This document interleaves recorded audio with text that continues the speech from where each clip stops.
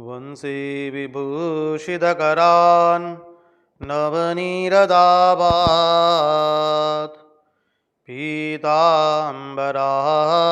अरुणबिम्बफलादरोष्ठात् पूर्णेन्दुसुन्दरमुखात् अरविन्दनेत्रात् कृष्णात् परं किमपि तत्त्वम् अहं न जाने। कृष्णात् परं किमपि तत्त्वम् अहं न जाने। स्वस्ति श्रीगणेशाय नमः।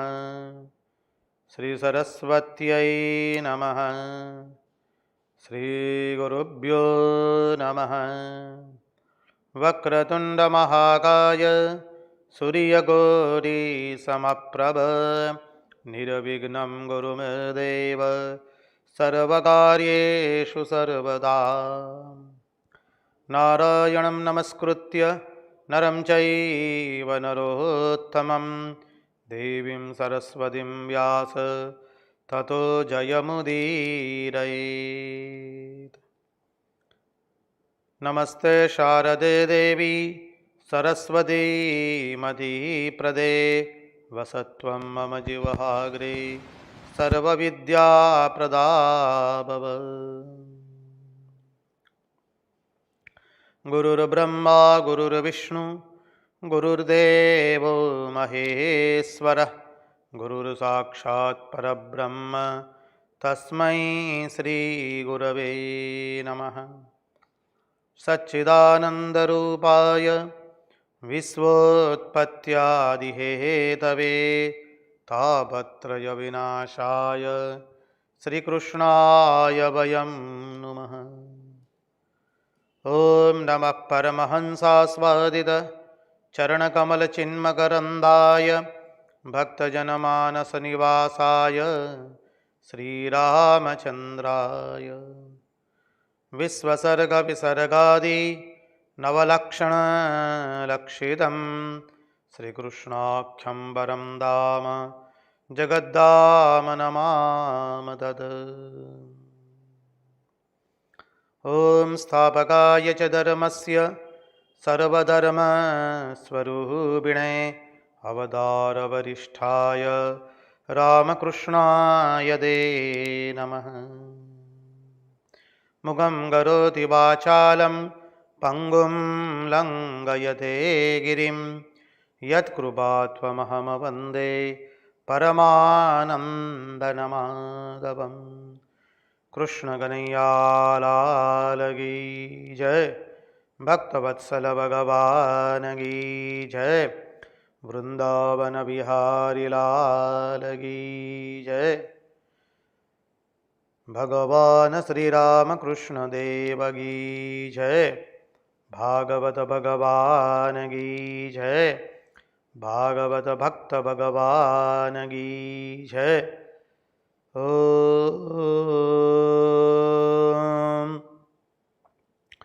नमो भगवते वासुदेवाय।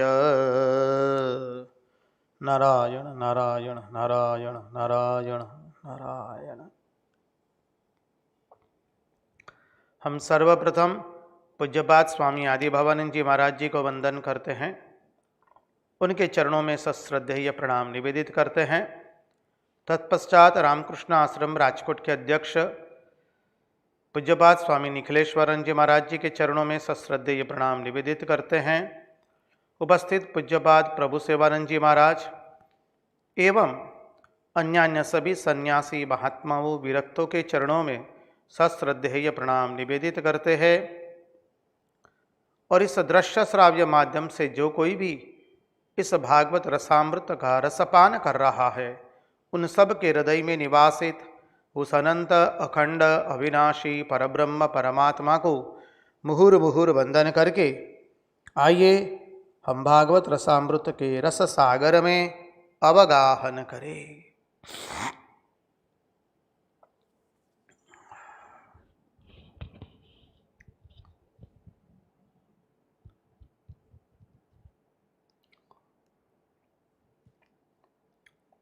यं प्रव्रजन्तमनुपेदमपेतकृत्यं द्वैपायनो विरहकातराजुहाव पुत्रेति तन्मयतया तरवोऽभिनेदु तं सर्वभूतहृदयं मुनिमानितोऽस्मि।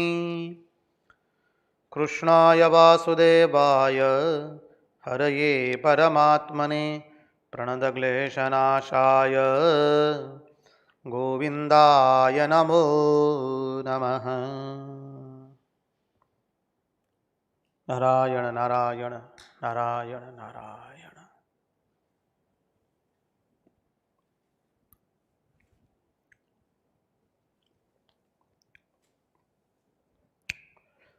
जिज्ञासु ने जिज्ञासा प्रकट की है।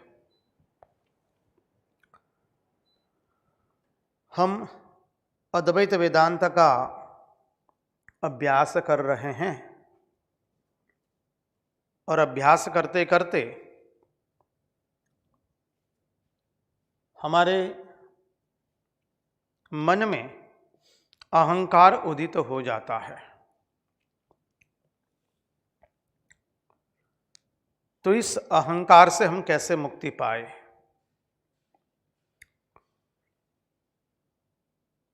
देखिए, अद्वैत वेदांत के अनुसार यदि देखें तो थोड़ा चिंतन करने का, अहंकार किस में आया? अंतःकरण में आया। अंतःकरण किससे बना हुआ है? माया से बना हुआ है। माया क्या है? जो है ही नहीं, उसका तो अस्तित्व ही नहीं है। तो जो है ही नहीं उसके पर खामखा अहंकार करके उससे हमें क्या मिलने वाला है? तो जिसके कारण हमको अहंकार हो रहा है, अर्थात वेदांत का ही उदाहरण ले ले, वंध्यासुत का। बोले वंध्यासुत बहुत सुंदर है और उसके पर कोई वंध्या मातृ रूपा नारी अहंकार करती है। बस ऐसा ही है हमारा अहंकार।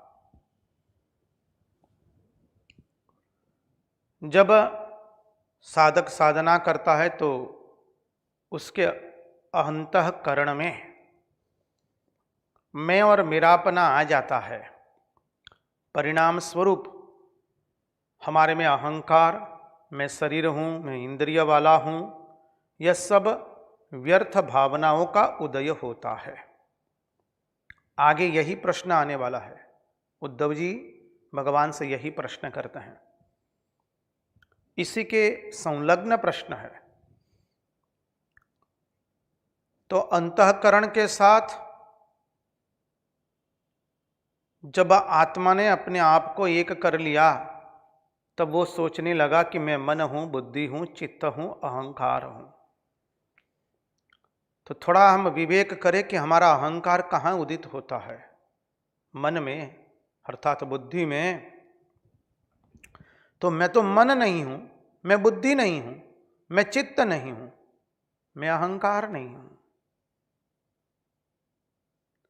फिर किसके पर अहंकार हम करेंगे? इसलिए जो अहंकार मुझे हो रहा है वो वंध्यासुत के जैसा है। उसका पर जो अहंकार, जो ये भावना है, वो सर्वतो भावेन मिथ्या है। मैं मन तो हूं ही नहीं। थोड़ा चिंतन और विवेक कर लीजिए, हम सब लोगों को करना है। और विवेक क्या करेंगे? बोले आप अपने मित्र के वहां गए, उसने बहुत सारी भैंसें रखी है, भैंसों को दस्त हो गया, एक भैंस को दस्त हो गया है। अब आप जो है बड़ी बड़ी दवाइयां खा रहे हैं। कोई मित्र आपका आया, बोले क्या कर रहे हो? बोले भैंस को दस्त हो गया है तो मैं दवाई खा रहा हूं। अरे गोविंदा, नारायणा, विठला, भैंस को दस्त हुआ और तुम दवाई खा रहे हो? और भैंस को मिट जाएगा दस्त? बोले हाँ ऐसा ही होता है। अरे बाबा तनिक चिंतन करो नारायण, भैंस को दस्त हुआ और तुम दवाई खा रहे हो और भैंस को मिट जाएगा। सटिया गया है ना क्या? भर बाजार में नीलाम करने निकले हो क्या? चिंतन करना है। जो हम हैं ही नहीं और वहां पर अहंकार हो रहा है, तो कैसा है? बोले वो तो पागलों का मेला है। तो जो मैं हूं ही नहीं उसके लिए मैं अहंकार करूं तो हमारे जैसा कोई मूर्ख नहीं होगा। बार बार मन को यह समझाना पड़ेगा। We are already hypnotised, we have to dehypnotise ourselves. हम लोग पहले ही सम्मोहित हो चुके हैं इस व्यर्थ भ्रांत धारणाओं से, व्यर्थ धारणाओं से। अब ये हमको अपने आप को उस सम्मोहन से विसम्मोहन करना है।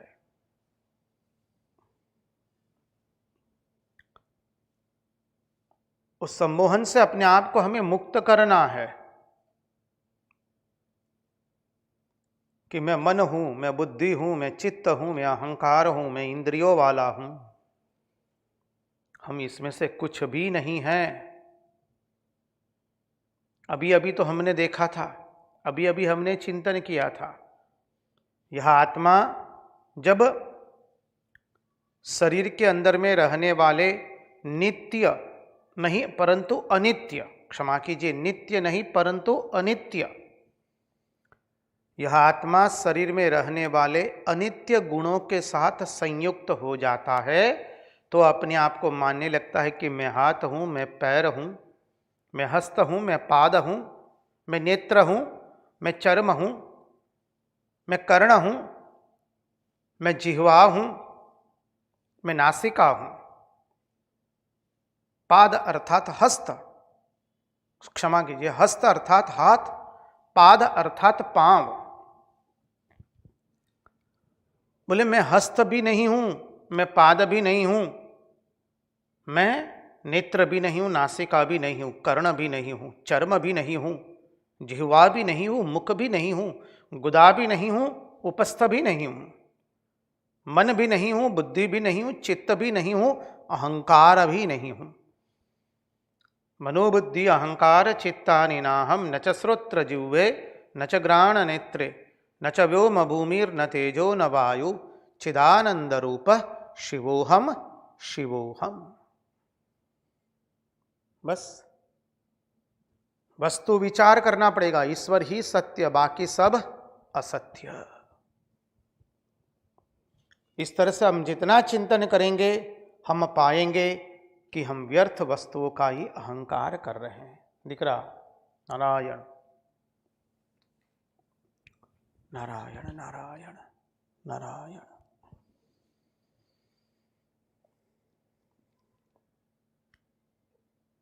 तो आइए आगे के चिंतन में हम प्रवेश हो जाए। परमहंस शिरोमणि भगवान शुकदेव जी महाराज जी के चरणों का आश्रय लेकर के हम एकादश स्कंद के अंतर्गत भगवान को जो भिन्न भिन्न नामों से पुकारा जाता है, भगवान वह बता रहे हैं।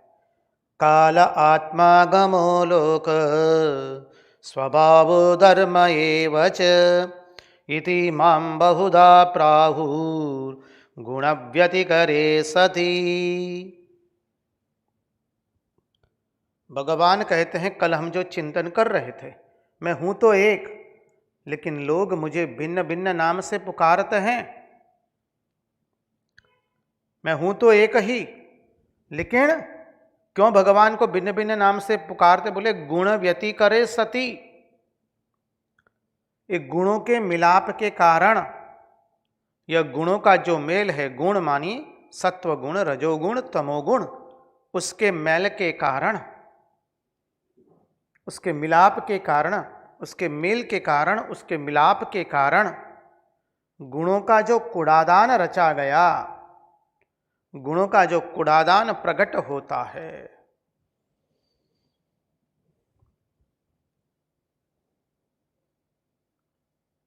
उसी के कारण मैं हूं एक, लेकिन लोग मुझे अनेक नाम से पुकारते हैं। तो क्या क्या नाम से पुकारते? बोले काल, कल हमने देखा काल। फिर आत्मा, काल किसे कहते हैं? मानी जिससे क्रम की संवित होती हो। क्रम की संवित 1 2 3 4 क्रमशः 10 100 1000 10,000 लाख 10 लाख इत्यादि। बाद में आत्मा, आत्मा मानी जिसे हम मैं कहते हैं, मैं बोलते हैं। फिर आया आगम, मानी धर्माधर्म का बोधक शास्त्र।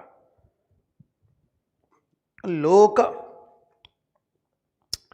स्वर्ग नरक मनुष्य आदि लोक जो है, 7 ऊपर के 7 नीचे के, आप लोग जानते हैं। भू भुव स्वः मह जन तप एवं सत्यलोक। ये 7 लोक ऊपर के, 7 लोक नीचे के। अतल वितल सुतल तलातल महातल रसातल एवं पाताल, 7 नीचे के। तल अतल वितल सुतल तलातल महातल रसातल एवं पाताल। तो लोग मुझे लोक कहते हैं, आगम कहते हैं, आत्मा कहते हैं, काल कहते हैं, अब कहते हैं स्वभाव।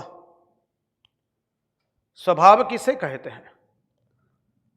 मानी जिसके कारण शरीर में भेद होता है,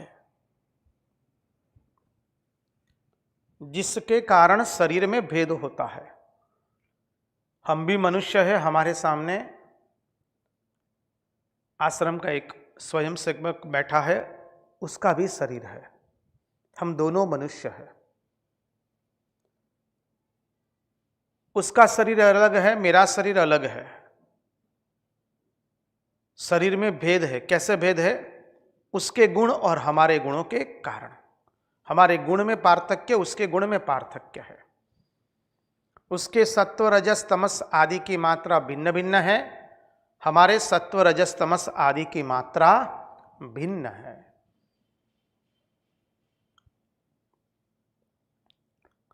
तो गुणों के भेद के कारण, जिसके कारण शरीर में भेद होता है, वह है स्वभाव।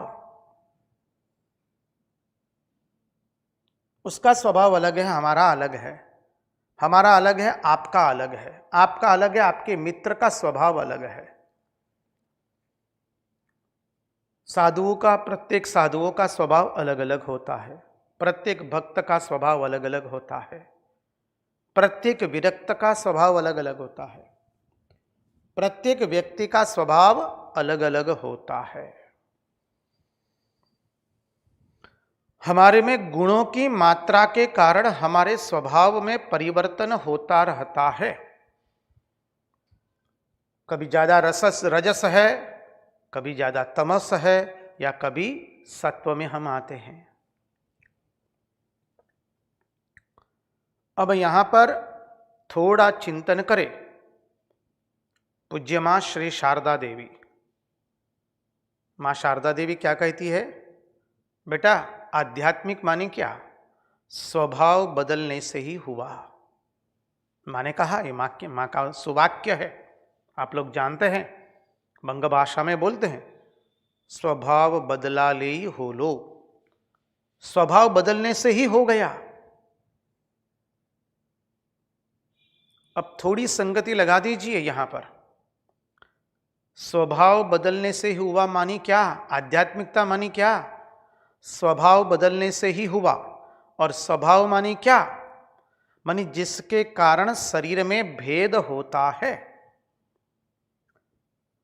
तो जो भेद है उसको बदलने से हो गया।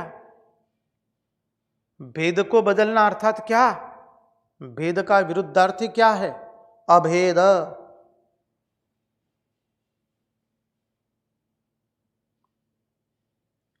श्रीनाथ है, जानकी नाथ है, अभेद परमात्मनि। तो माँ ने जो कहा, पूज्य माँ शारदा देवी ने कहा, बेटा स्वभाव बदलने से ही हुआ, उसी का नाम आध्यात्मिकता।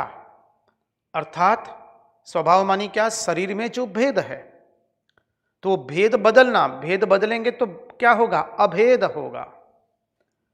अर्थात जहां परिच्छिन्नता न रहे, अपरिच्छिन्नता प्राप्त हो जाए, अभेद प्राप्त हो गया। जगत से हम अभेद में है, परिच्छिन्नता में नहीं है, अपरिच्छिन्नता में है। ये हो गया स्वभाव। थोड़ा चिंतन करेंगे तो पता चलेगा मां शारदा देवी कौन सी धरातल पर से हमको यह उपदेश दे रही है।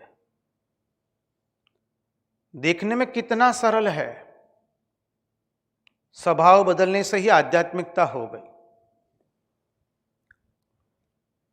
हम लोगों की जैसे जैसे मानसिकता उच्च स्तर पर चली जाती रहती है, मां श्रुति भगवती की गोद में हम बैठते हैं, वैसे वैसे वही जो सुवाक्य, उसका अर्थ पहले हमें जो प्रतीत होता था, अब वही उसी सुवाक्य का अर्थ और गूढ़ार्थ से हमको प्रतीत होने लगता है। यह विशेषता है। माँ ने जो कहा, बेटा स्वभाव बदलने से ही हुआ। स्वभाव मानी क्या? जहां शरीर में भेद होता है उसको बदल दीजिए, अभेद में आ जाइए, परिच्छिन्नता से अपरिच्छिन्नता में आ जाइए। वह हो गया स्वभाव बदलना। तो भगवान कहते हैं, मुझे कोई स्वभाव कहता है। अब इस स्वभाव पर भी थोड़ा चिंतन करेंगे तो पता चलेगा।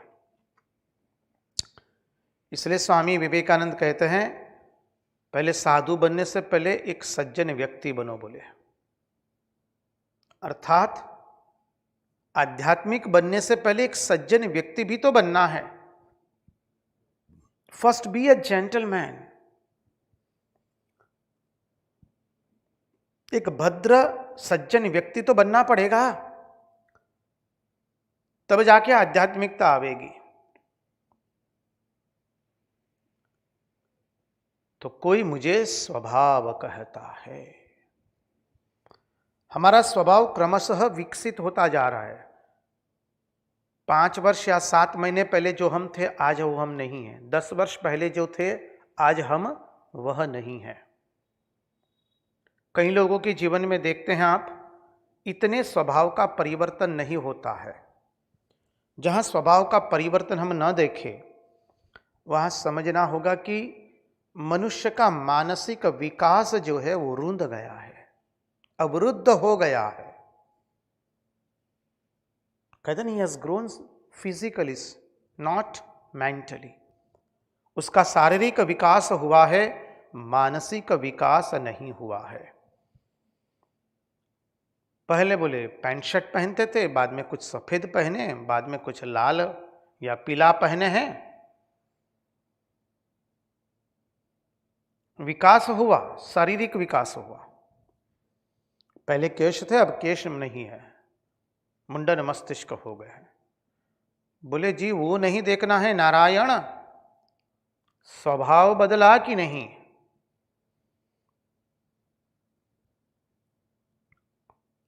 व्यक्ति साधु असाधु, सज्जन दुर्जन, आध्यात्मिकवादी या भौतिकवादी, सब स्वभाव से ही होता है। बाह्य निशानियों से कुछ नहीं होगा। 11वें अध्याय के अंदर में, अभी तो 11वां स्कंद का 10वां अध्याय चल रहा है, अब आगे 11वां स्कंद का 11वां अध्याय आवेगा। उसमें भगवान उद्धव जी को भक्त के लक्षण बताते हैं। उसमें बिंदु आता है, भगवान कहते हैं बाहर का कोई लक्षण नहीं है। भक्त या साधु का लक्षण बाहर से नहीं होता है। बोले खड़ा तिलक लगाए या सीधा तिलक लगाए, त्रिपुंड करे या भस्म लगाए या क्या करे, लाल पहने, सफेद पहने, पीले पहने, वो निशानी है क्या? बोले कोई निशानी नहीं है। बोले ये वाली कंठी पहने रुद्राक्ष की या तुलसी की या वो वाली, वो कोई निशानी नहीं है। स्वभाव परिवर्तित हुआ कि नहीं, अर्थात हम इसको नकारते हैं, वो भाव भी हमारा नहीं है। गुरु प्रदत्त परंपरा से जो प्राप्त हुआ है वो तो धारण करना है, लेकिन वहां तक हमारा विकास अटक न जाए, बाह्य निशानियों तक विकास अटक न जाए।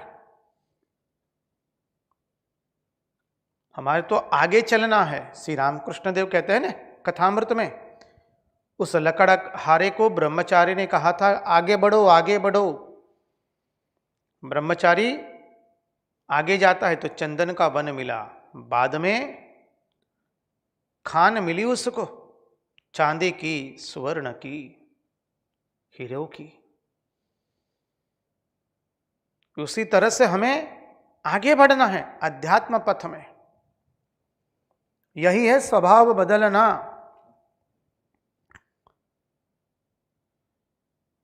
जब हमने दीक्षा ली थी, मंत्र दीक्षा ली, या जो भक्त लोग लेते हैं, आप लोग हमारे रामकृष्ण मठ मिशन से परमाध्यक्ष मानी उपाध्यक्ष महाराज जो मंत्र दीक्षा देते हैं, बोले महाराज 10 साल पहले जो दीक्षा ली थी जैसा था वैसे ही है अभी भी हम, वो नहीं चलेगा। वो तो जीवन जीने के बात नहीं, वो तो जीवन घसीट रहे हैं जी। स्वभाव बदलना पड़ेगा। इसलिए भगवान कहते मैं, कोई लोग मुझे स्वभाव कहते हैं। फिर आया धर्म। धर्म माने सुख दुख का भोग देने वाला निमित्त, सुख दुख के भोग देने वाला निमित्त, कोई मुझे धर्म कहता है। धर्मस्य यापवर्गस्य नार्थोत्थायोपकल्पते, नार्थस्य धर्मकान्तस्य कामो लाभाय हि स्मृतः, कामस्य नेन्द्रियैर्प्रीतिर्लाभो जीवेत यावता जीवस्य तत्त्वजिज्ञासा, नार्थो यश्चेह कर्मभिः वदन्ति तत्त्वविदस्तत्त्वं यज्ञानमद्वयं ब्रह्मेति परमात्मेति भगवानिति शब्द्यते।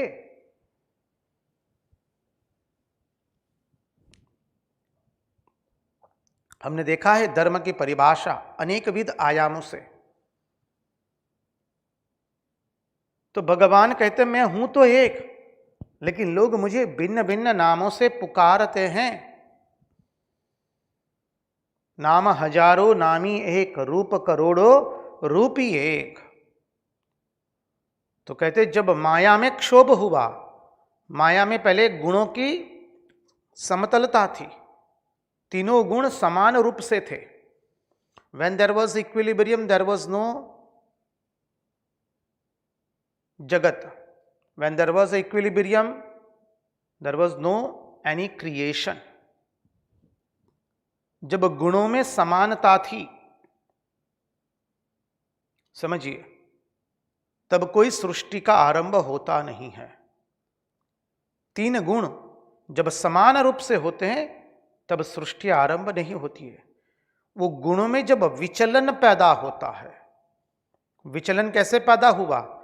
उस परब्रह्म ने संकल्प किया मैं एक हूं, उसका बहु बनूं, एकोहम बहुश्याम प्रजायेयम।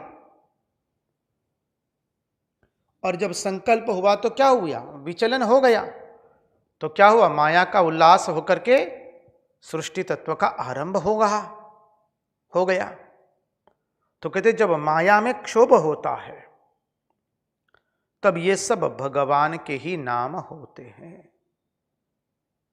माया में क्षोभ हुआ तो माया विशिष्ट चैतन्य निकला, जिसे ईश्वर कहते हम, वही ब्रह्मा विष्णु महेश कहते हैं। यही है सब, एक ही नाम, लेकिन भिन्न भिन्न नाम से पुकारते हैं। तो जो लोग परमात्मा को नहीं पहचानते हैं वे ही इनको परमात्मा से भिन्न मानते हैं, अलग मानते हैं। वही माया विशिष्ट चैतन्य ब्रह्मा बना, विष्णु बना, महेश बना, फिर वही सृष्टि के कर्ता बने, सृष्टि के पालन कर्ता बने, सृष्टि के संहार कर्ता बने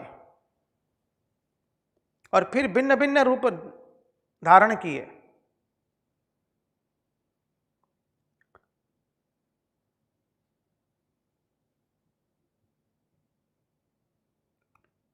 इसलिए महात्मा लोग कहते हैं जो राम है वही कृष्ण है और वही राम कृष्ण। इस बात श्री रामकृष्ण देव स्वयं बोले, जो राम थे, जो कृष्ण थे, वही इस बार रामकृष्ण के रूप में आए हैं। तो वही परम ब्रह्म, वही पर ब्रह्म, परम तत्व ब्रह्म, उसको भिन्न भिन्न नामों से पुकारा जाता है। इसलिए भगवान ने कहा मेरे अवतार अनंत है, मेरे कार्य भी अनंत है। कोई पृथ्वी के रजकण को गिन सकता है लेकिन मेरे अवतारों को गिन सकता नहीं है। इस पर अवश्य ध्यान दे, चिंतन करें आप लोग, तो बहुत बड़ा सुंदर सिद्धांत प्रतिपादित होगा। जो परमात्मा को पहचानते नहीं हैं वही उनको परमात्मा से भिन्न मानते हैं, और जो परमात्मा को पहचान लेते हैं वो आत्मा और परमात्मा में कोई भेद जानते नहीं हैं, वो किसी से भेद जानते नहीं हैं, मानते तक नहीं है।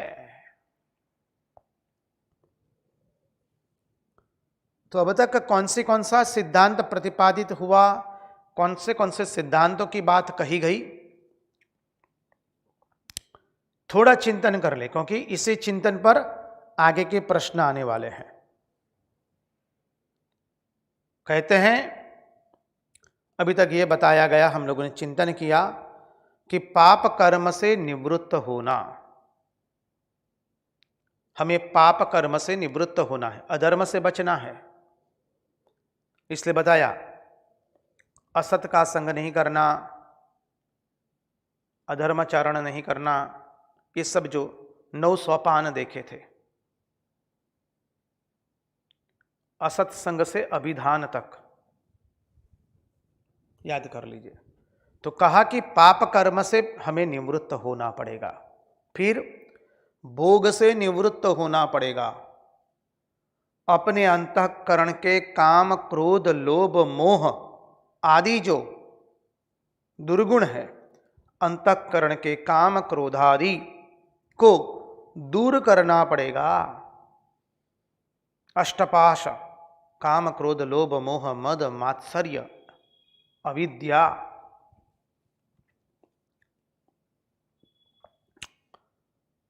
अंतःकरण के जो दोष है उसको हमें दूर करना पड़ेगा और शुद्ध अंतःकरण प्राप्त करके परमात्मा को जानना पड़ेगा। वही मुक्ति का कारण है।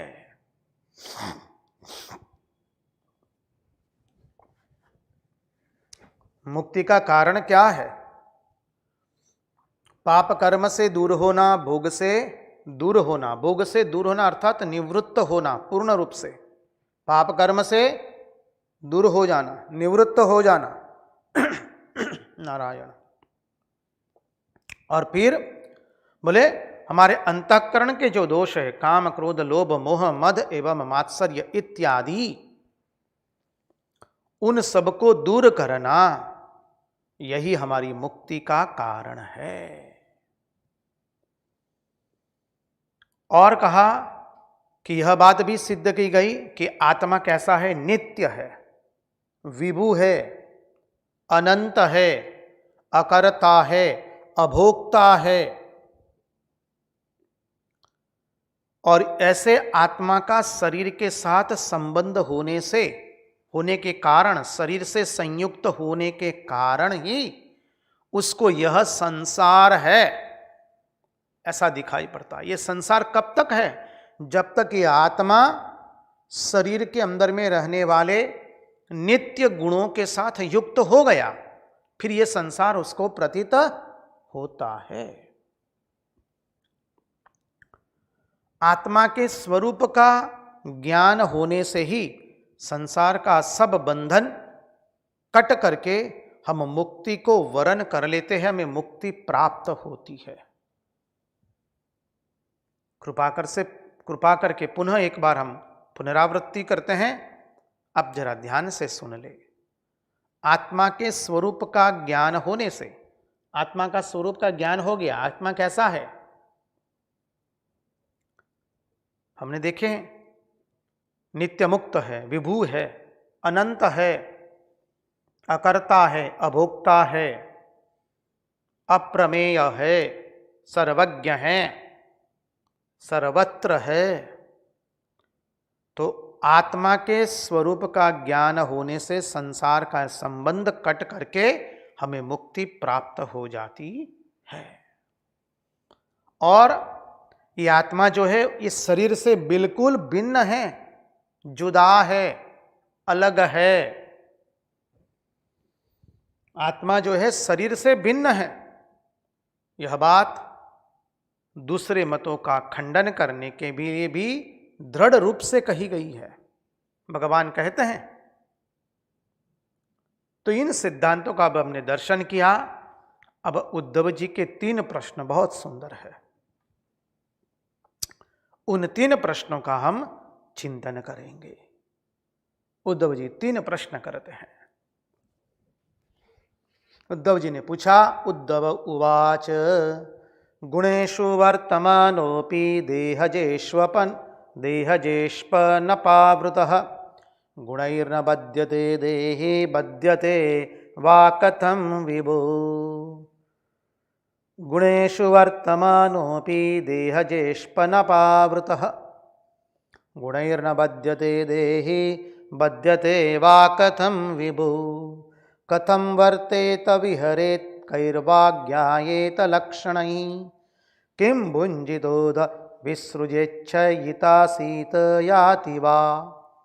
एतदच्युत मे ब्रूहि प्रश्नं प्रश्नविदां वरः नित्यबद्ध नित्यमुक्तो एक एवेति मे भ्रमः।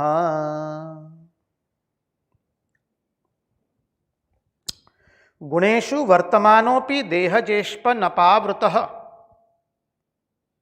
गुणैर्न बध्यते देहि बध्यते वा कथं विभो।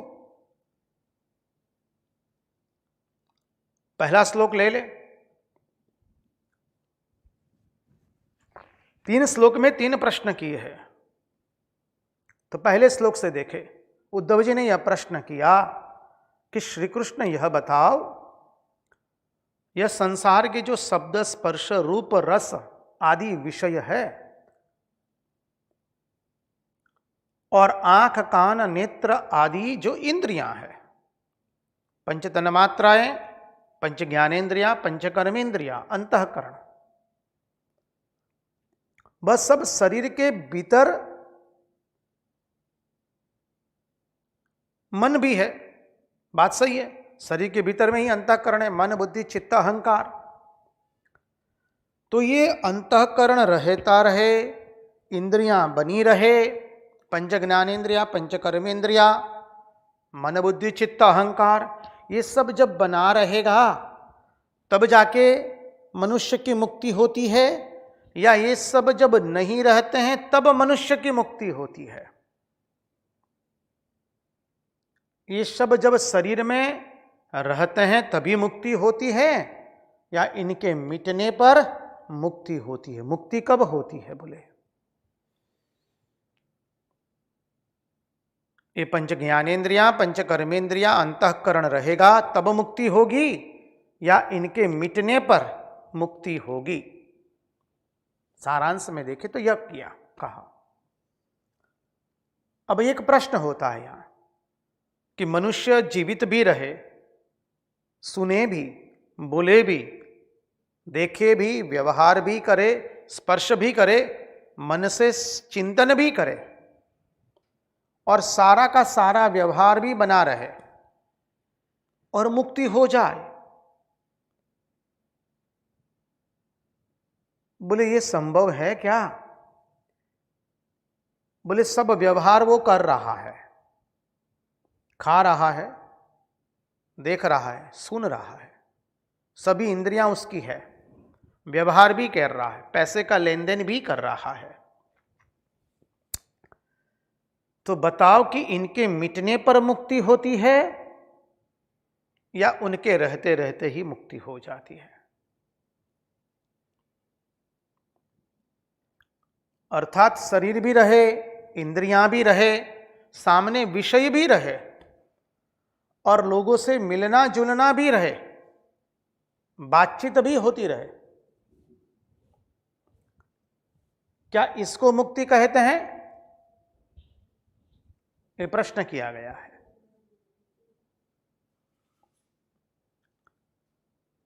माने विषयों के साथ व्यवहार भी होता हो, विषयों के साथ व्यवहार भी होता रहे, देह भी बना रहे, कर्म भी होता रहे, सुख दुख के निमित्त भी आते रहे और फिर भी मुक्ति हो जाए। देखिए श्री रामकृष्ण देव का जीवन देखे तो उनका देह है, पंच ज्ञानेन्द्रियां हैं, पंच कर्मेंद्रियां हैं, मन बुद्धि चित्त अहंकार है।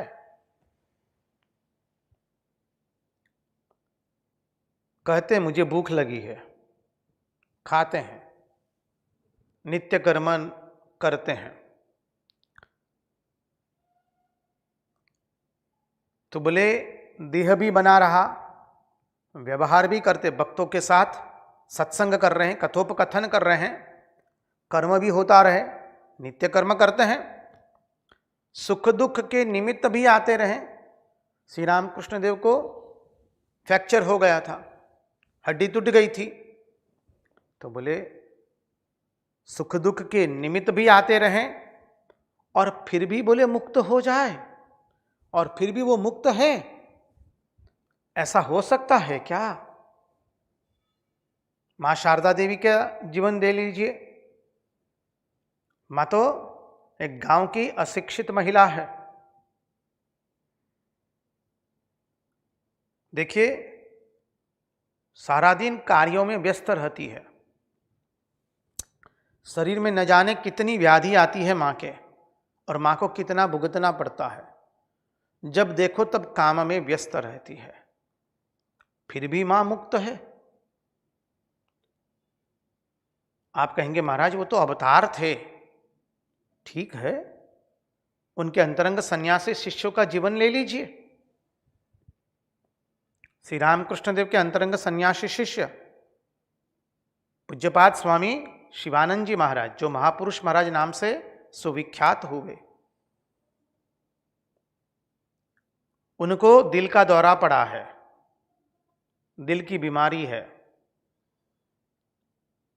वात का रोग है, बहुमूत्र का रोग है, आस्थमा है, मधुमेह है, क्या नहीं है। लेकिन सब व्यवहार कर रहे हैं, भोजन भी कर रहे हैं, निद्रा भी ले रहे हैं बीच बीच में। रामकृष्ण मठ मिशन का वहीवट में भी मार्गदर्शन दे रहे हैं, आगंतुक भक्तों से मिल रहे हैं, सत्संग कर रहे हैं भक्तों के साथ, साधु ब्रह्मचारियों को साधु जीवन के लिए तैयार कर रहे हैं, प्रशिक्षण दे रहे हैं,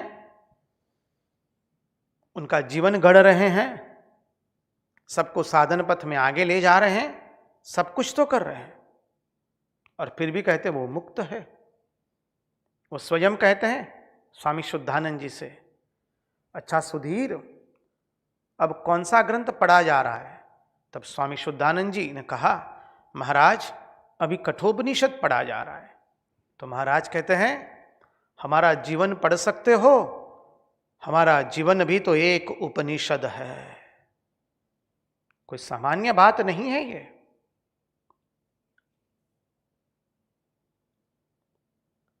तो देह भी बना रहे, इंद्रियां भी बनी रहे, अंतःकरण भी बना रहे, नित्य कर्म भी होते रहे,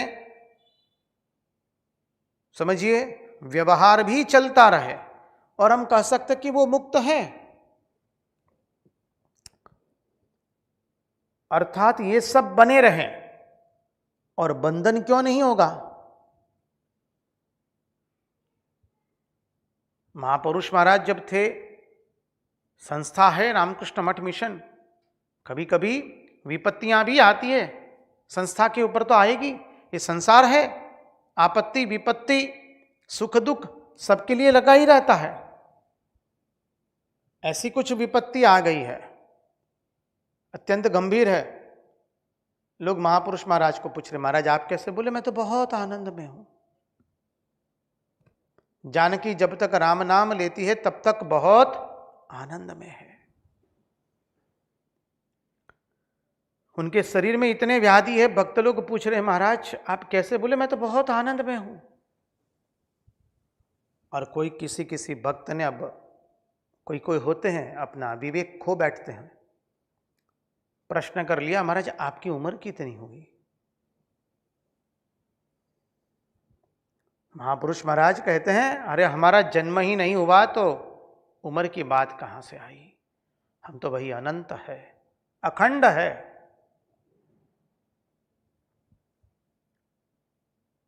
मिला लीजिए संगति। बोले ये इंद्रियां भी बनी रहे, अंतःकरण भी बना रहे, शरीर भी बना रहे, व्यवहार भी होता रहे, ये सब बने रहें और बंधन क्यों नहीं होगा? बोले जैसे पहले उन्होंने फंसा लिया था। किसने फंसा लिया था? अंतःकरण ने फंसा लिया था, इंद्रियों ने फंसा लिया था, इस देह ने फंसा लिया था। वैसे ही बोले मुक्ति होने के बाद भी फंसा सकते हैं। माना कि भाई मुक्ति हो गई, कुछ काल के लिए मुक्ति हो गई, 6 माह के लिए, 2 दिन के लिए, 2 माह के लिए, 1 वर्ष के लिए, 2 वर्ष के लिए, और क्या फिर वापस बंधन नहीं आवेगा? क्योंकि वो व्यक्ति सतत व्यवहार कर रहा है। इंद्रियों से तो व्यवहार होता है, अंतःकरण से ही तो व्यवहार होता है। तो इंद्रियां भी हैं, अंतःकरण भी है, फिर भी वो मुक्त बना रहेगा। जैसे पहले इन इंद्रियों ने, अंतःकरण ने उसको फंसा लिया, वैसे बाद में भी फंसा ले सकता है। और फिर कहो कि ये रहकर भी कैसे बचेंगे? उद्धव जी कहते हैं महाराज बताइए, ये इंद्रियां भी है, अंतःकरण भी है, देह भी है, व्यवहार भी है, और फिर भी इन सब से वो व्यक्ति बचा हुआ है। बोले हां है, दिखाएंगे आगे, उत्तर में देंगे। भगवान बहुत सुंदर उत्तर दे रहे हैं। उद्धव जी के पहले प्रश्नों को समझना पड़ेगा। ये बृहस्पति के शिष्य है, कोई सामान्य नहीं है, प्रेम की शिक्षा प्राप्त कर चुके हैं, श्री कृष्ण के प्रमुख मंत्री है। श्री कृष्ण इनसे सलाह मशवरा करके निर्णय लेते हैं।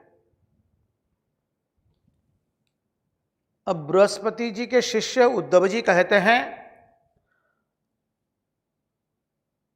कि जो व्यक्ति देह में रह करके इंद्रियों से युक्त है, अंतःकरण से युक्त है, वो व्यवहार भी कर रहा है, उसकी इंद्रियां भी कार्य कर रही हैं, और आप कहेंगे कि वो फंसा हुआ नहीं है।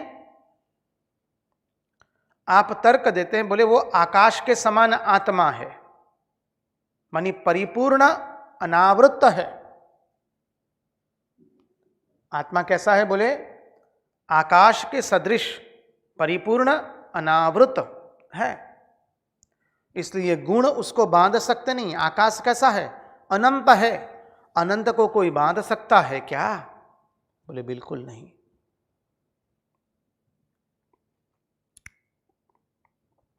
तो बोले इन शरीर के भीतर में, शरीर से युक्त रह करके भी ये आत्मा जो है उसको कोई बांध सकता नहीं है। बोले तब तो यह कह दो कि आत्मा कभी बंधन में था ही नहीं, तो फिर उसके मुक्ति का प्रश्न ही कहां से हुआ? आपने कहा कि आत्मा आकाश के सदृश अनंत है, तो अनंत को क्या कोई बांध सकता है? बिल्कुल नहीं बांध सकता है। तो जब आत्मा को कोई बांध ही नहीं सकता है, तो फिर बंधन आया कहां से? जब बंधन आया नहीं तो फिर मुक्ति की चर्चा कहां से कर रहे हैं आप? प्रश्न के गुढ़ार्थ में जाना पड़ेगा। ये थोड़ा ये पॉइंट, ये जो बिंदु है वो ऐसा है उसमें थोड़ी सूक्ष्मता है, उस सूक्ष्मता को पकड़ने का प्रयास कीजिए।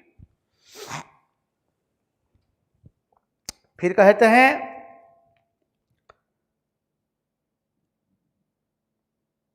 अनपावृतः कथम बध्यते।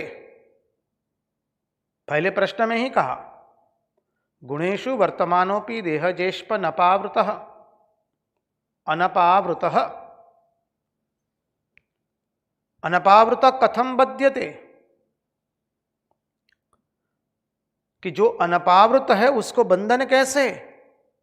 अनपावृत जो अनंत है, विभू है, आकाश के सदृश है, उसको बंधन कैसे आवेगा। अब कहते हैं देखिए देहजेषु गुणेषु वर्तमानोपि।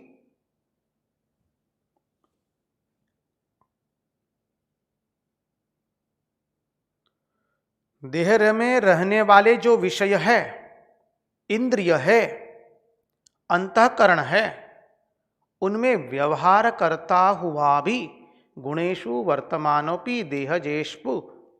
तो देहजेषु गुणेषु वर्तमानोपि। फिर कहते अनपावृतः। अनपावृतः आत्मा गुणैर्न बध्यते।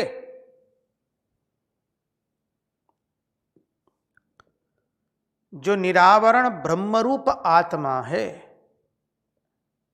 उसका बंधन नहीं हो सकता है।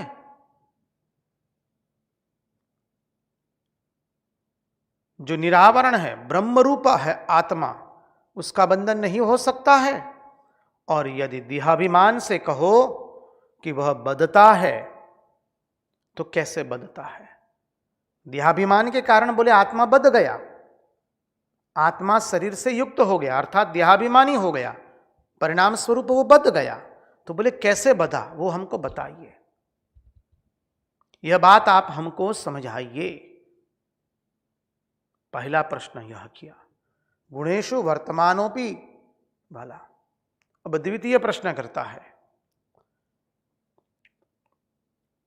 कथम वर्तेत विहरेत कैर्वा ज्ञायेत लक्षणैः किं भुंजितोत विसृजेच्छयितासीत याति वा।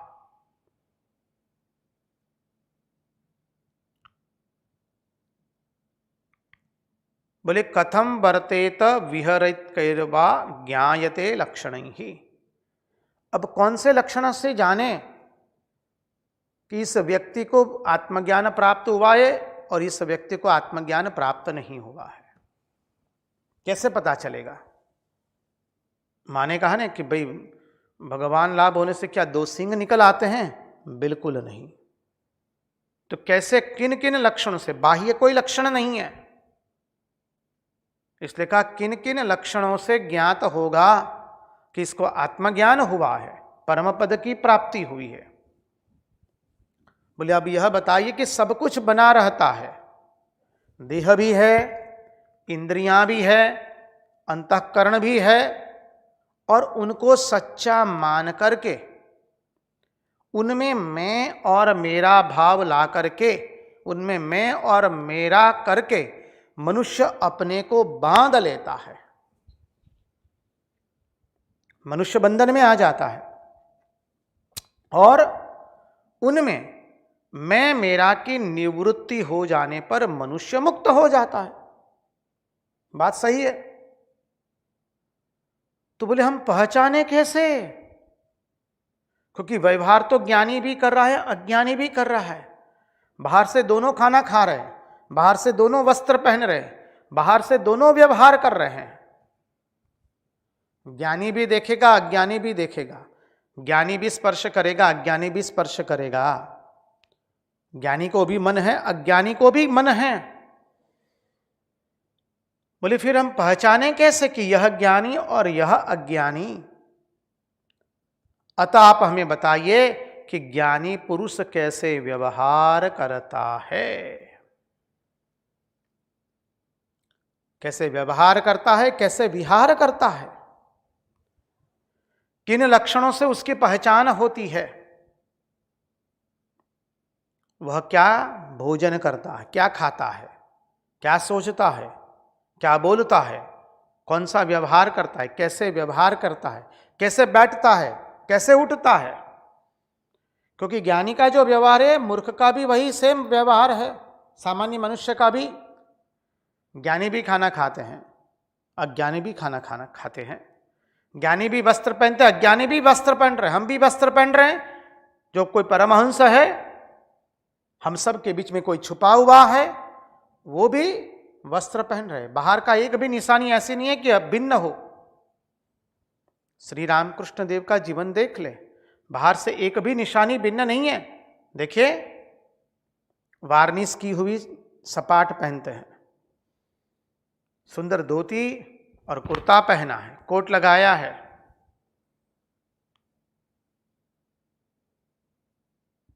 बाहर का कोई भी निशानी नहीं है। तो बोले आप हमको बताइए कि ज्ञानी क्या खाता है, कैसे उठता है, कैसे बैठता है, कैसे वो रहता है। क्योंकि ज्ञानी और अज्ञानी की चेष्टाएं बाहर से एक सी प्रतीत होती है। बोले वो कैसे उठता है, कैसे बैठता है, कैसे चलता है, ये सब आप हमें बताइए। ये सारी बात आप हमको बताइए। बद्ध और मुक्त के व्यवहार में क्या फर्क होता है। अब आगे का प्रश्न, पहला प्रश्न क्या किया वो याद रखना पड़ेगा आपको। पहला प्रश्न किया है, ज्ञानी मुक्त मानी व्यक्ति साधक मुक्त कब हो जाता है? जब ये अंतःकरण, मन, बुद्धि, चित्त, अहंकार, वो अंतःकरण और इंद्रियां और शरीर बना रहे, तभी क्या वो मुक्त हो जाता है, या इसके मिट जाने पर मुक्त होता है? पहला प्रश्न संक्षिप्त में सरलता से। द्वितीय प्रश्न, ज्ञानी और अज्ञानी का बाहर से व्यवहार एक जैसा मालूम पड़ता है, तो कैसे पहचाने कि ज्ञानी कौन है और अज्ञानी कौन है? बहुत ही सुंदर प्रश्न किया है। अब तृतीय प्रश्न के अंदर में, एतदच्युते में ब्रूहि प्रश्नम प्रश्न विदाम्बर नित्यबद्ध नित्यमुक्तो एक एवेति में भ्रमः। अब उद्धव जी कहते हैं कि अब तक तो जो यह सब बात आपने बताई कि भाई आत्मा एक है, विभू है, अनादि काल से शरीर पर शरीर वो धारण करते हुए आया है, बोले उनसे संबंध होने के कारण ही ये आत्मा कैसा हो गया है? बोले नित्यबद्ध हो गया है। बोले आप बताइए कि जब ज्ञान होगा तब मुक्ति पैदा होगी। अब जब मुक्ति पैदा हुई, ज्ञान से मुक्ति पैदा हुई, तो जो पैदा हुआ उसका तो नाश होता ही है। जो कोई एक कालखंड में पैदा हुआ, उसका कोई एक कालखंड में नाश होने वाला है। तो ज्ञान से अगर मुक्ति पैदा होती है, तो पैदा होने वाली मुक्ति भी तो अनित्य ही हुई, क्योंकि वो पैदा हुई है। जो पैदा हुआ है उसका मृत्यु होता है। तो कहते महाराज आप बताइए मुझे, मेरी शंका का समाधान कीजिए। बोले ज्ञान से प्राप्त होने वाली मुक्ति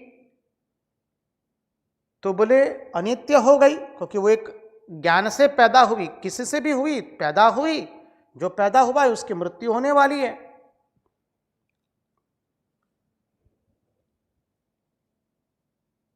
तो बोले आपने कहा कि आत्मा नित्य मुक्त है, भले वो सदैव ही मुक्त रहता है, उसको ऐसा नहीं है कि कभी उसके अंदर में मुक्ति आई या मुक्ति पैदा हुई। बोले वो कैसा है? नित्य मुक्त। बोले अनादि काल से आत्मा हमेशा बद्ध भी रहा है और मुक्ति पैदा भी नहीं होती है। अनादि काल से शरीर पर शरीर धारण करने के कारण यह आत्मा बद्ध रहा है और अभी तक मुक्ति पैदा हुई नहीं है। आपने कहा कि आत्मा नित्य मुक्त है, शरीर के साथ संयुक्त होने के कारण वो अनादि काल से अपने आप को नित्यबद्ध मानता है।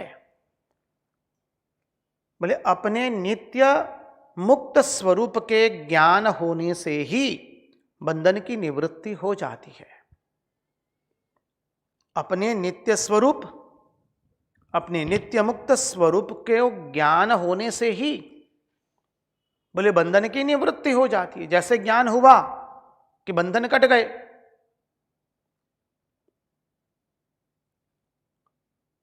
बंधन कब तक है? जब तक का अज्ञान है तब तक। तो बोले मुझे तो ऐसा प्रतीत हो रहा है, ऐसा लगता है कि एक ही चीज जिसको आप नित्य बद्ध कहते हैं उसी को आप नित्य मुक्त भी कहते हैं।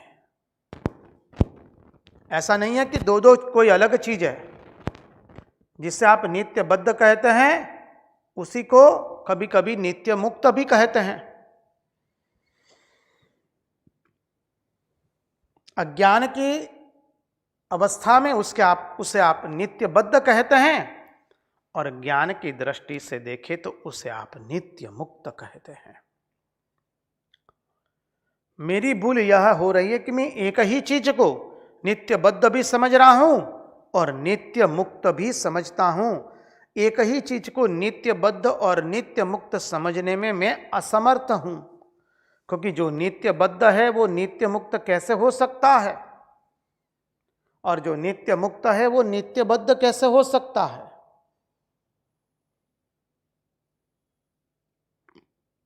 या तो अनादि काल से आत्मा बधा हुआ है, नित्यबद्ध है।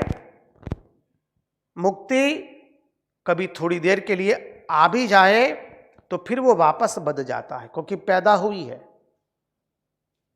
तो मुक्ति बोले थोड़ी देर के लिए आ भी जाए तो फिर बध जाएगा वो,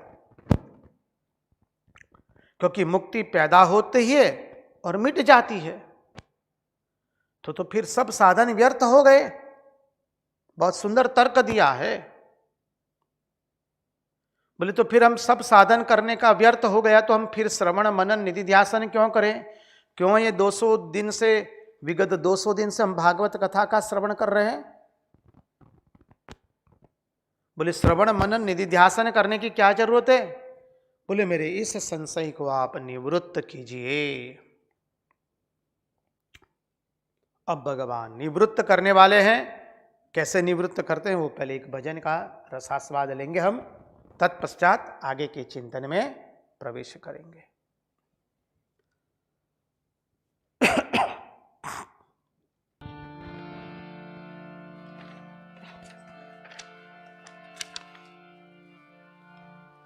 कोई कहियो रे,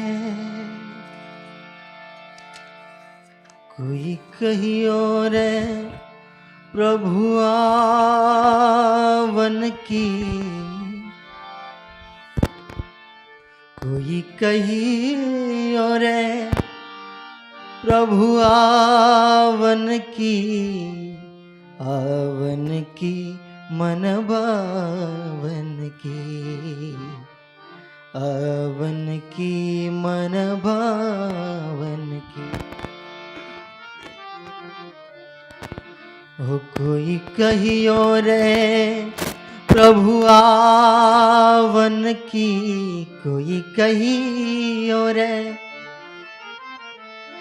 कोई कहियो रे प्रभु आवन की, आवन की मन भावन की, आवन की मन भावन की।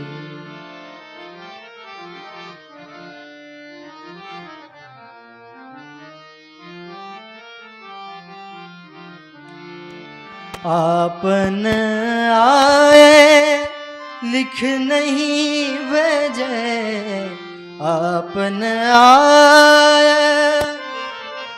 आपन आए लिख नहीं भेजे, बान पड़ी ललचावन की, बान पड़ी ललचावन की, ये दो नैना कहो नहीं माने ये दो नैना, ये दो नैना कहा नहीं माने, ये दो नैना कहा नहीं माने। नदिया बहे जैसे सावन की, नदिया बहे जैसे जैसे सावन की, आवन की मन भावन की, आवन की मन भावन की। कोई कहियो रे प्रभु आवन की, कोई कहियो रे प्रभु आवन की, आवन की मन भावन की, आवन की मन भावन की। कोई कहियो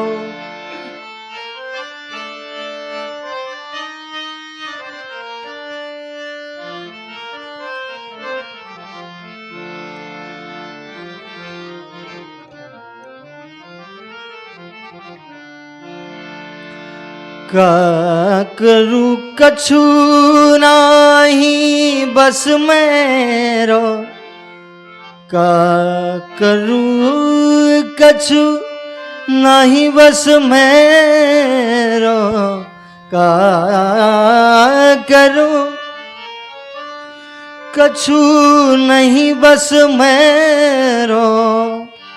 पंख नहीं उड़ जावन की, पंख नहीं उड़ जावन की, पंख नहीं मोहे उड़ जावन की।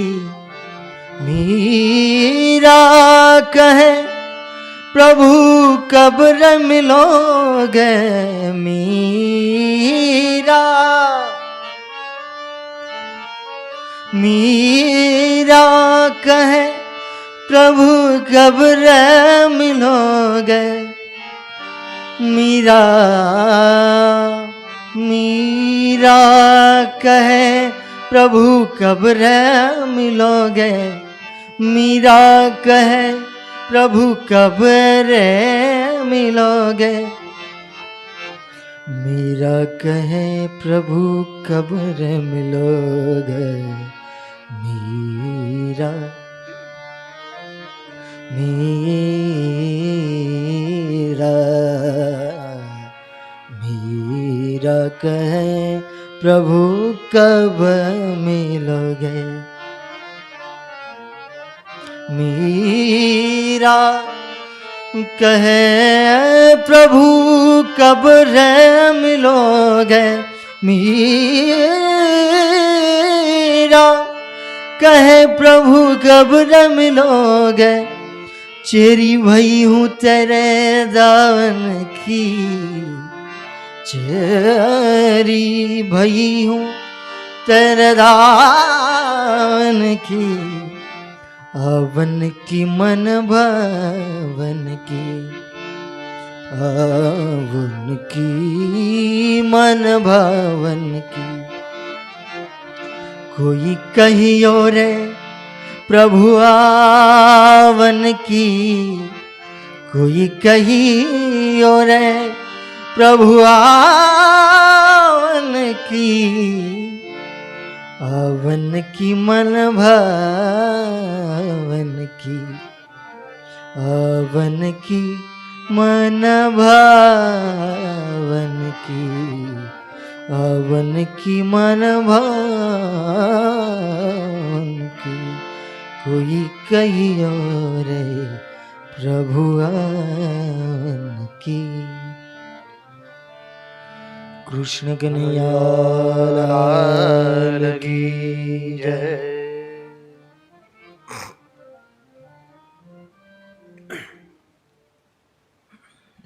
तो आइए चले हम भगवान जो उत्तर दे रहे हैं 11वां अध्याय में। पुनः एक बार उद्धव जी के जो 3 प्रश्न हैं उसका चिंतन कर ले सरल अर्थ से। प्रभु, जो आपने मुक्ति का वर्णन किया, तो क्या इस शरीर में इंद्रियों के रहते, देह के रहते, अंतःकरण के रहते व्यवहार करते करते ही मुक्ति हो जाती है, या इंद्रियां, अंतःकरण,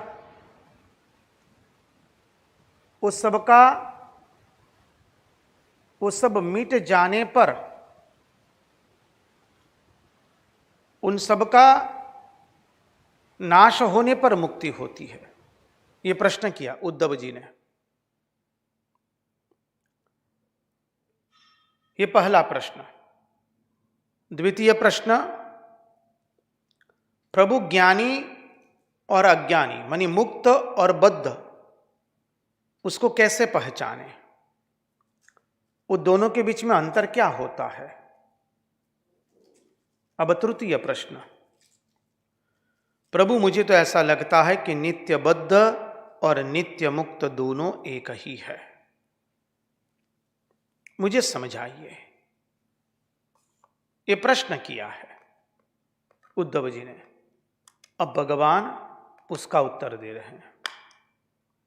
11वें अध्याय में भगवान उत्तर दे रहे बंधन एवं मोक्ष का स्वरूप। प्रथम प्रश्न का उत्तर।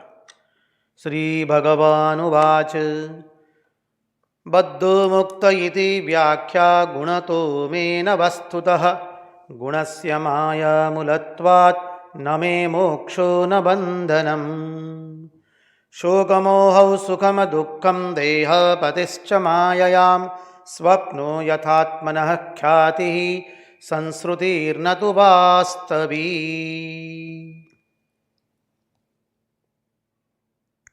बद्धो मुक्त इति व्याख्या। बहुत सुंदर प्रश्न कर उत्तर दे रहे हैं भगवान। बद्धो मुक्त इति व्याख्या। थोड़ा चिंतन करना पड़ेगा, वेदांत का चिंतन है।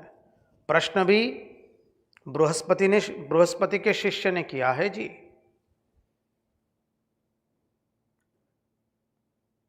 जो प्रेम में परिपूर्ण हो चुके हैं, ज्ञान में श्रेष्ठ है, ऐसे बृहस्पति के शिष्य उद्धव जी ने प्रश्न किया है और उसका उत्तर भगवान स्वयं दे रहे हैं।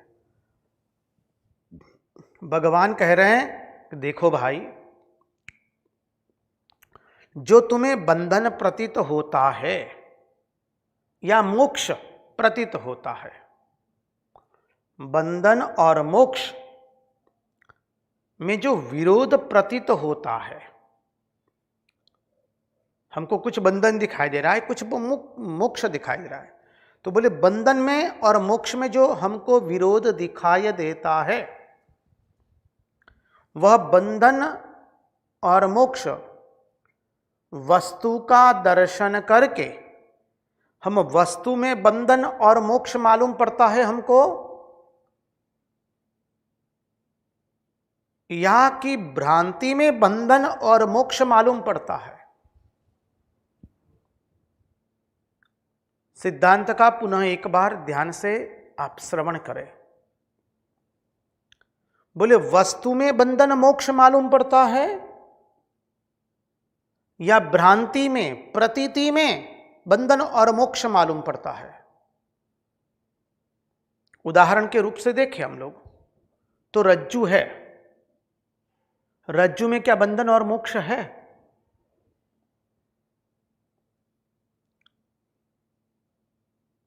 स्पष्टीकरण और करें रज्जु के उदाहरण से ही। रज्जु को हमने सर्प देखा, तो जहां रज्जु को सर्प देखा तो रज्जु में भ्रांति हुई। भ्रांति क्या हुई? सर्प की भ्रांति हुई। तो क्या हुआ? हम चिल्लाए, अरे सांप है, सांप है, विषीला सांप है। इतने में एक हमारे वैसे ज्यादा वयस्क बुद्धि वाले चाचा जी आ गए और कहते, अरे बेटा क्या कर रहे हो? अरे चाचा जी मत जाइए, वहां पर सर्प है। अरे बुद्धि तुम्हारी भ्रमित हो गई है। बोले चाचा जी वो सर्प नहीं है, वो रज्जू है। अब देखिए इस उदाहरण को समझने का हम प्रयास करें। रज्जू को जब हम रज्जू के रूप में देखते हैं तो फिर बंधन नहीं है, कोई गड़बड़ी नहीं है, कोई चिल्लाहट नहीं है, भागो भागो उसकी कोई आवाज नहीं आ रही है, हमारे भीतर में भय नहीं है, डर नहीं है। लेकिन उसी रज्जू को जब हमने सर्प जान लिया तो चिल्लाना शुरू कर दिए, भागना शुरू कर दिए। और एक चाचा जी आए, चाचा जी ने कहा अरे बेटा क्या कर रहे हो? अरे चाचा जी बात मत पूछिए, वहां सर्प है। अरे सर्प नहीं है, वो तो रज्जू है जी। देखो तुम्हें विश्वास नहीं होता है तो बस ले आए, बत्ती ले आए और बत्ती कर दी, बत्ती दिखा दी रज्जू पर। तो बोले देखो ये रज्जू है कि सर्प है? बोले हाँ चाचा जी ये तो रज्जू है, सर्प नहीं है। उसी तरह से बोले बंधन और मोक्ष कहां है? वस्तु में है कि भ्रांति में है? बोले बंधन और मोक्ष कोई वस्तु में नहीं है, भ्रांति में ही है। कृपा करके और एक उदाहरण से स्पष्टीकरण करें। ये वेदांत का सूक्ष्म सिद्धांत है, हम लोग देख चुके, अनेकों बार देख चुके हैं। पुनः पुनः उसकी आवृत्ति करना अत्यंत आवश्यक होता है, क्योंकि आने वाले सिद्धांत इसी धरातल पर रहेंगे। अब कहते हैं देखिए मोबाइल है आपके पास, या आपके पास 4 चक्रीय वाहन है, मोबाइल है, तो मोबाइल में क्या बंधन है? मोबाइल में मोक्ष है क्या? बिल्कुल नहीं। वस्तु में ना कोई बंधन होता है ना मोक्ष होता है। बंधन और मोक्ष कहां है? भ्रांति में है। भ्रांति क्या है? ये मेरा है, मेरे लिए है, मैं इसके बिना जी नहीं सकता हूं, ये भ्रांति हो गई। जहां भ्रांति हुई अज्ञान हुआ, अज्ञान हुआ अर्थात ये मैं और मेरा यह भावना आ गई, तब बंधन शुरू हो गया। वस्तु में कोई बंधन और मोक्ष नहीं है, उसी तरह से ब्रह्म में कोई बंधन और मोक्ष नहीं है। जैसे रज्जू को रज्जू ना देख करके हमने सर्प देखा, परिणाम स्वरूप हम डरना शुरू कर दिए, चिल्लाना शुरू कर दिए, भागो भागो की आवाज दिया। भ्रांति के कारण रज्जू में भ्रांति हुई। रज्जू में भ्रांति क्या हुई? कि वो रज्जू नहीं है, सर्प है। उसी तरह से ब्रह्म में भ्रांति के कारण यह जगत हमको भासित हो रहा है। ब्रह्म को ब्रह्म न देख करके हम ये जगत देख रहे हैं। इसलिए कहा वेदांत ने ब्रह्म सत्य जगन मिथ्या। और मिथ्या क्या है उसकी परिभाषा अभी अभी हम देखे। भागवत के विगत 200 दिन से भिन्न भिन्न रूप से हमने मिथ्यात्व की परिभाषा देखी है। स्वाभावाधिकरणे भासमानत्वम मिथ्यात्वम, जिस अधिष्ठान में जिसका अत्यंताभाव होता है उसमें उसका भासना मिथ्यात्व है, असत्य है। तो ये जगत है नहीं, है ब्रह्म। ब्रह्म के कारण, भ्रांति के कारण हमको जगत दिखाई दे रहा है। और जब जगत दिखाई दिया तो क्या हो गए? हम बंध गए उससे। अब उससे हम मुक्त होने के लिए प्रयास कर रहे हैं।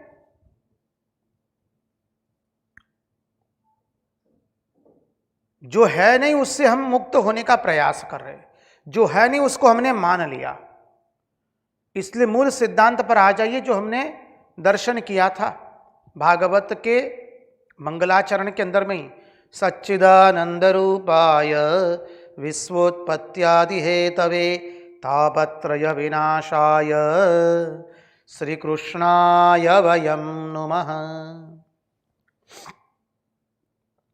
सच्चिदानंद रूप सतचित और आनंद उसके अद्वयत्व में विवर्त है।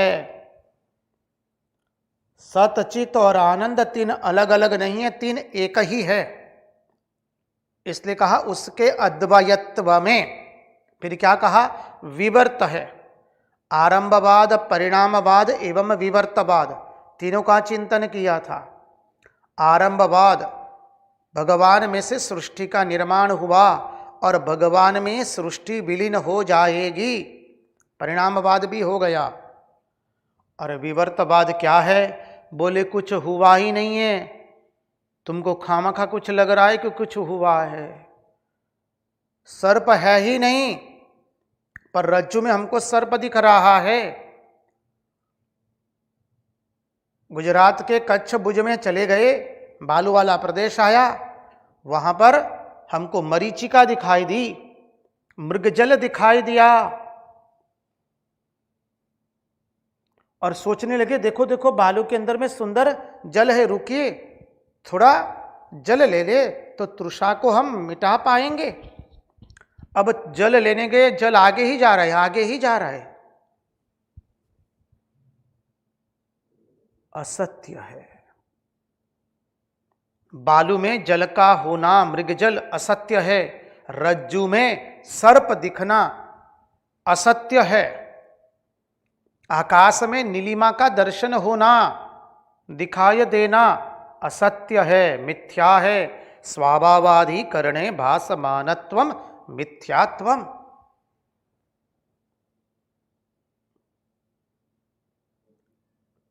इसी सिद्धांत पर कहते हैं भाई वस्तु में कोई बंधन नहीं है, रज्जु में कोई बंधन या मोक्ष नहीं है, मोबाइल में कोई बंधन या मोक्ष नहीं है। वस्तु में बंधन और मोक्ष मालूम पड़ते नहीं हैं, भ्रांति में बंधन और मोक्ष मालूम पड़ते हैं। ब्रह्म में कोई बंधन और मोक्ष नहीं है, उस ब्रह्म में भ्रांति हुई। भ्रांति क्या हुई? ये जगत हुआ, ये जगत है, ब्रह्म नहीं है। ये नानात्व जो हमको दिखाई दे रहा है, भिन्नता दिखाई दे रही है, परिच्छिन्नता दिखाई दे रही है, अनित्यता दिखाई दे रही है।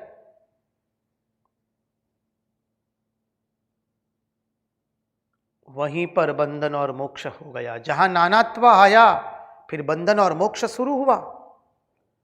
तो कहते हैं कि वस्तु में कोई बंधन और मोक्ष नहीं है, बंधन और मोक्ष तो भ्रांति में है, अज्ञान के कारण। सब जमेला इस अज्ञान के कारण ही है। और अज्ञान क्या है? जो एक है उसको हमने अनेक नहीं जाना। हम अनेक को जानते हैं, अनेक को ही सत्य मानते हैं, उस एक को सत्य मानते नहीं हैं। हम ये नहीं चिंतन करते कि one is appearing as many, instead of we think that many are reality. This is the greatest blasphemy. ये सबसे बड़ी हमारी मूर्खता है कि हम अनेक को ही सत्य मान रहे हैं। एक ही अनेक हुआ है। तो कहते हैं वस्तु में बंधन और मोक्ष नहीं है, भ्रांति में बंधन और मोक्ष मालूम पड़ते हैं। बद्धो मुक्त इति व्याख्या गुण तो में न वस्तुतः, में न वस्तुतः। वस्तु में बंधन और मोक्ष नहीं है। बंधन और मोक्ष कहाँ है? बोले भ्रांति में। भ्रांति क्या हुई? जो था वह नहीं दिखाई दिया, जो नहीं है वह दिखाई दिया। ब्रह्म को जगत देखा, यही सबसे बड़ी भ्रांति हुई। हर देश में तू, हर वेश में तू, तेरे नाम अनेक तू एक ही है।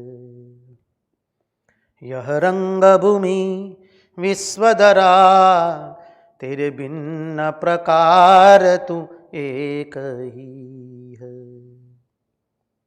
सागर से उठा बादल बनकर, बादल से गिरा जल होकर, फिर नहर बना नदिया गहरी, तेरे भिन्न प्रकार तू एक ही है। क्या अद्भुत भजन है। भर्यू ज्या त्या प्रभु तारू, अनुपम रूप है अवधूत, निराकारी निजे छाए, बन्यो साकार तू अवधूत। प्रभु आप ही का स्वरूप अत्र तत्र सर्वत्र विद्यमान है। भर्यू ज्या त्या प्रभु तारू, अनुपम रूप है अवधूत, निराकारी निजे छाए, बन्यो साकार तू अवधूत।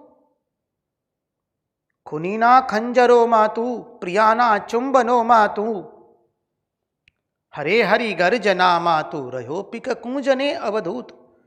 खुनी के खंजर में भी आप ही है, प्रिया के चुंबनों में भी आप है, प्रत्येक गर्जना में, प्रत्येक अणु अणु कण कण में प्रभु आप ही विद्यमान है। वने योगी थई बसतो, जगे भोगी समो भमतो, कदी रोगी समो रड़तो, अगम लीला करी अवधूत। वन में कभी योगी की तरह आप ही है, जगत में भोगी की तरह भी आप ही है। जगत में रोगी की तरह ही आप ही रो रहे हैं। प्रभु आप ही भिन्न भिन्न प्रकार से है, इसलिए कहते सर्वम खलविदम ब्रह्म, सर्वम खलु इदम ब्रह्म, सर्वम खलविदम ब्रह्म, या वासुदेव सर्वमिति। अत्र तत्र सर्वत्र वही केवल ब्रह्म है, यात्र तत्र सर्वत्र केवल वही वासुदेव है। जो कुछ है सो तू ही है। एक तुझको अपना पाया, बस जो कुछ है सो तू ही है, उसके अतिरिक्त तो और कुछ भी नहीं है। और उसके अंदर में कोई बंधन और मोक्ष नहीं है। संगति लगा दीजिए, इसलिए धड़ाका करना पड़ेगा। उस परमात्मा में कोई बंधन और मोक्ष नहीं है, वस्तु में कोई बंधन और मोक्ष नहीं है। तो बंधन और मोक्ष कहाँ है? बोले भ्रांति में। उस ब्रह्म में कोई बंधन और मोक्ष नहीं है। भ्रांति हुई, ब्रह्म की जगह हम जगत देखना शुरू कर दिए, सर्प की रज्जु की जगह सर्प देखना शुरू कर दिया, फिर कोलाहल मचा दिया। अरे गांव में डोरी पिटवा दीजिए, क्या नहीं किए, भागम भागी हो गई। बस यही हुआ है। बद्धो मुक्त इति व्याख्या गुणतो में न वस्तुतः। यह जो गुण है माने जो अंतःकरण है, इंद्रियां हैं और विषय है, ये गुण के कार्य है। सिद्धांत बहुत सुंदर है। आज हमें अभी विराम करना पड़ेगा, इस सत्संग का विश्राम देना पड़ेगा। आज इस चिंतन से कल हम हमारे चिंतन की धारा आगे ले जाएंगे। उन्हीं की वाणी उन्हीं के चरणों में समर्पित करते हुए भगवान से प्रार्थना करते, प्रभु हमारे मन की मति गति और रति आपके चरणों में बनी रहे। कृष्ण कन्हैया लाल की जय, भक्तवत्सल भगवान की जय, द्वारिकाधीश की जय, सब संतन की जय, सब भक्तन की जय। ओम नमः पार्वती पतये, हर हर महादेव हर।